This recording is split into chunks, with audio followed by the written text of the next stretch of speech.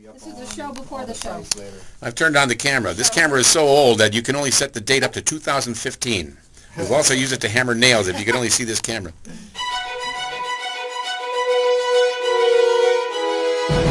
And let me just say, and now, the two-time winner of the Pennsylvania Association of Broadcasters Award, the two-time winner of the Pennsylvania Associated Press Broadcasters Association Award, promoting and advancing the craft and microbrew culture in Northeast Pennsylvania. Yes, friends, it's another edition of The Friday Beer Buzz! And the Friday Beer Buzz, as always, is brought to you by and powered by Sabatini's Pizza and Sabatini's Bottle Shop and Bar in Exeter, one of the area's greatest selections of rare craft and imported beers. Growlers and crowlers, a hand pump. Oh, my.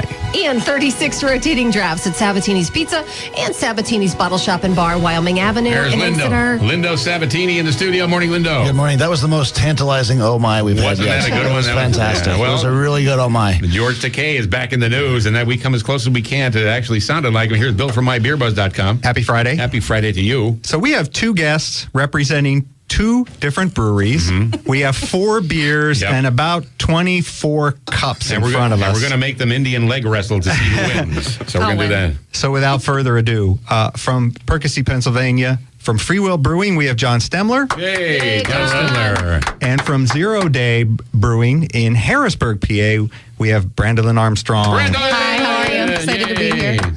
So guys, first off, thanks for making the ride. Thanks for having us. 2 different directions. We really love having people in the studio. We have 4 beers in front of us, but before we get to those, I always like John's story. When John was on last time, we asked him, where did you get the name for Free Will Brewing?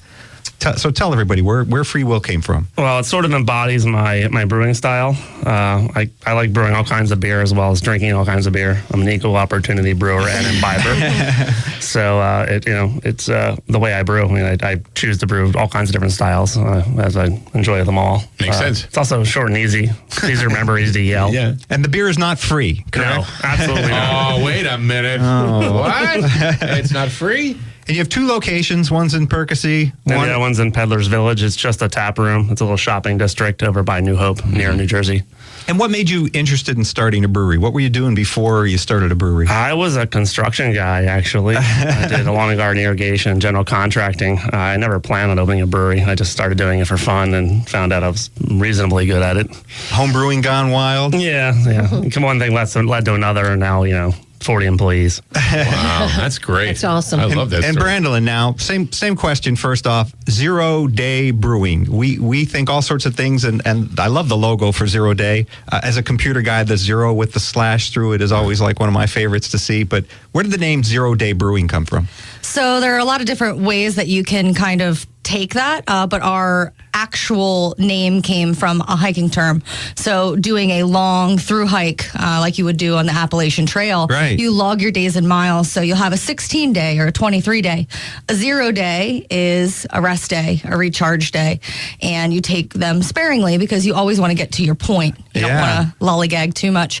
But when you lollygag, we want you to feel like you're taking a 0-day at 0-day, to rest, to recharge, to drop your stuff at the door and come in and just have a beer.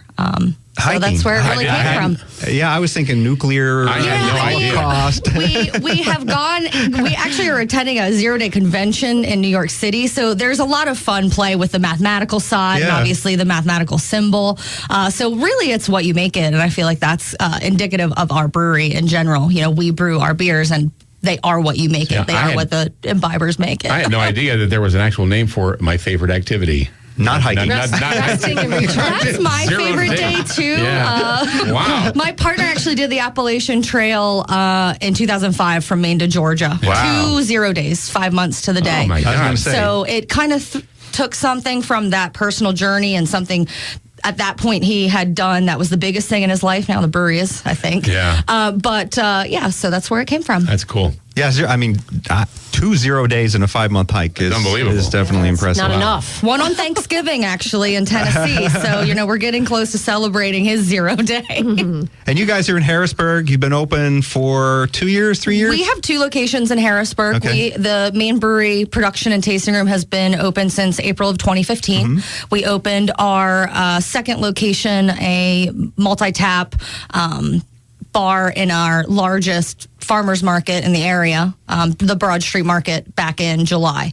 So we operate out of 2 locations currently, and are growing. Did you start in a rehabbed caboose? We started in the once vacant caboose of a movie theater. So in the front of our building, there is a independent art house movie theater. Back behind it used to be the whole thing was a grocery store. And then in the 70s, the grocery store closed. A plasma donation center moved in. So when we moved in, it looked like Psalm at Boogie Nights. It was terrible. It was like, am I going to get like experimented and, Wow. But yeah, so we rehabbed the entire space because we really wanted to stay urban and co-spacing and reinvigorating otherwise dilapidated, useless area made more sense than constructing new at that point. Nice. So John, every time I see you on Facebook, you are either expanding the brewery or traveling. You're at another brewery somewhere. Give us an update on the brewery, because the last time we had you on, you were relatively small. Now you're relatively large. What year was I on? I'm trying to figure out when that was. That was 2 years ago, maybe? Couple of years, I think. 2 or 3 years so ago. I'm trying to figure out if that was before we moved to the new space in Unit 1, which is 13,000 square feet. We're at a total of 38,000 square feet now between the 4 units. And our main facility is a 15-barrel brew house and a bunch of 60s, a bunch of 30s. We brew our own beer. We also brew a couple contract beers. Contract brewing as well. That's unreal. Every time I look on Facebook, there's a new fermenter on a forklift rolling into the facility. Well, some of it's staged a little bit, of course. We have a couple fermenters coming in from our one of our contract partners at Sol. They're bringing some of their stuff in since their production's not up yet. So we have space. So we're plugging some tanks in so we can both make more beer. Very exciting. Very exciting to see the craft breweries grow, especially the ones that start out really, really small. It's fun to see. We have 4 beers in front of us. The first one is one of John's. It's called Love Letters from the 90s. Before we even talk about the style, tell us about the name. Well, this is a real collaborative effort of the office personnel. My partner Dominic actually came up with the name, and we were talking about making a cream ale for some time. And we had got this really hard to get hop Galaxy from down under. And I just started, they were talking about it. And while they were talking about it, my wheels started spinning and started writing this recipe. So it's a New England style Imperial India cream ale. It really doesn't exist. It's sort of a bastard of a style. Yeah. And what's really interesting about this particular recipe is the corn, which is traditional to a cream ale. Sure. We were supposed to get from a supplier, which we didn't. And then we were going to get it from a distillery, which we forgot about. So we ended up getting it from a local mill in Doylestown. And it's a Bloody Butcher heirloom cornmeal, which is sort of wild. Wow. Fancy. A really nice beer. Imperial India Cream Ale. New England style. Yeah, get them all in there. I think if they add that as a category at GABF next year, you got the gold. Yeah, I think so. This one's 7% ABV. I love the hazy. I love the tropical fruit. And it smells delicious. Yeah, really, really nice beer. Up next, similar style coming from 0day.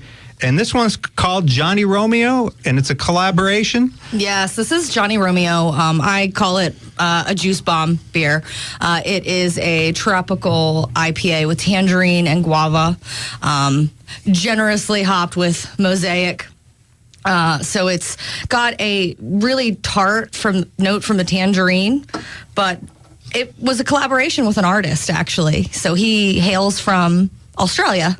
We got linked up because all of our projects that we release in cans or bottles are collaborations with artists. Yeah. And he was releasing a book.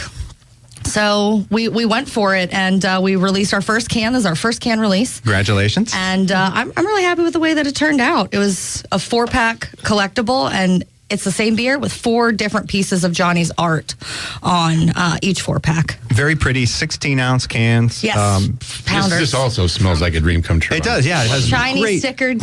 tropical fruits in there. 6.5% ABV, 47 IBU. Mm-hmm. Up next, from John. But wait, there's more. more. You can go back and forth and sample as we go. But up next from John is Special Cookie. And again, the name. Well, we wanted to. Well, this was born from my English representative. He's from Great Britain, and he wanted to make a speculoos oatmeal brown ale. So this was designed to taste like a speculoos cookie from Belgium. Yeah. But it will be shortened to SOB. Really, really kitschy. Great. Right. Well, that's already sort of used. And you have COB.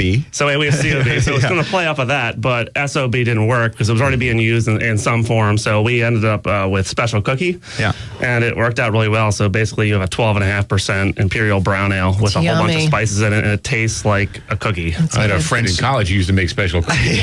This is delicious. And so there's a sneaky part, 12.5%. The aroma in this is fantastic. Christmas cookies, ginger cookies, fantastic aroma. This one will sneak up on you Yes. at 12.5%. Ooh. yes. Sorry. And last, I would have named it Danger Cookie. yeah, that'd be good too. Wow. Maybe I'll make it stronger next year. Bad No. or bad fortune cookie. We have one last one. It's called Midnight Angel. It's from Zer0day. It's a Russian Imperial Stout, one of my favorite styles. You can't see it on the radio. Check out our video. This is a really, really pretty beer. Brandalyn, tell us about Midnight Angel. This is one of our specialty projects. We're not very large in space, so we can do these sporadically. This is a Willet rye and Willet bourbon barrel aged Russian Imperial Stout. So it aged in the barrels for a little over a year. It's been bottle conditioning for about the same time. It is a wonderful, just beautiful, like tan, fluffy head with a silky mouthfeel. This is one of my favorite beers. If you would ask me Yeah. what my favorite beer that we've ever produced is, it would probably be this one. Nice and chewy. really good. Deep, dark, rich, coffee, chocolate, lots of flavors. I'm looking down for the ABV. 11-ish? Yeah, it's 11.3, I believe. Strong. And it was named after a Pat Benatar song. And all of these, we have to mention, all of these, or many of these at least, are available at Sabatini's today. So if you want to get over and try any of get these them. out, go get them at Oh, that's excellent. Sabatini's Every one of today. them are delicious. Yeah, they you guys really can are. make some wonderful beers. Let me do the rundown here. We got Free Will Brewing with Special Cookie and Love Letters from the 90s. Yeah. Right? Zer0day Brewing, and that's the zero has the O in it with the little Slash, yeah. that's great. Johnny Romeo and Midnight Angel, right? The Yeah. Russian Imperial Stout. All right, so Brandalyn. Oh, thanks, Kyle. Kyle's handing me I'm in charge of the camera again. Look, I have something to do. You're ambidextrous. How about that? All right, so Brandalyn, Armstrong from Zer0day, and John Stemler for Free Will. Thank you for being here Thank today. We you, appreciate it. guys. The beers are outstanding. They are Thank you for having fabulous. us. Absolutely. Awesome stuff. The WILK Friday Beer Buzz, powered by Sabatini's Pizza and Sabatini's Bottle Shop and Bar in Exeter. Remember, you can get them there today.